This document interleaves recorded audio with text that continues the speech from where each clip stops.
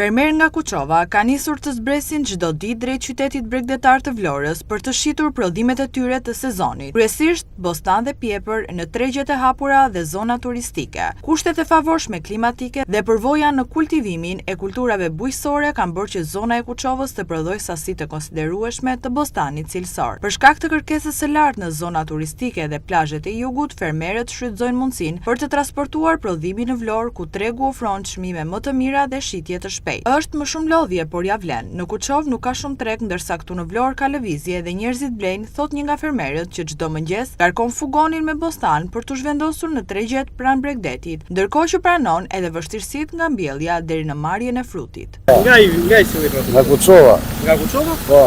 Sa keni të mbjella në Kuçovë? Sa si të faqe? Rreth 1 hektar. Shalqi pjepër vetëm? Shalqi edhe 5 dëllim pjepër. Në Vlorë për sa kohë? Në Vlorë 5 vjet. E në për ditë? Po gati për ditë. Ka pas shitje, ka interes? Po ky vit nuk ka qenë shumë i mbarë, po mirë ka qenë. Të huaj të regojnë interes? Ja, më shumë shqiptarët, më shumë...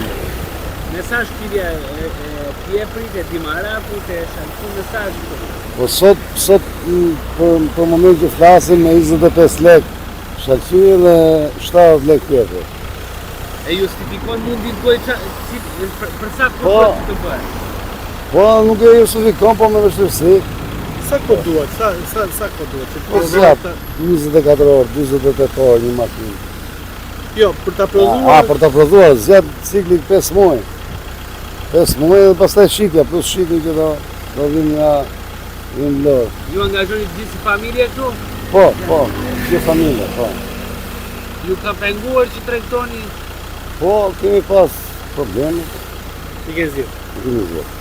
Vlora është parë tashmë si një mundësi edhe nga fermerët nga rrethet të tjera që për shkak të fluksit të zonat bregdetare shpresojnë të arrijnë të shesin më shpejt produktet e tyre.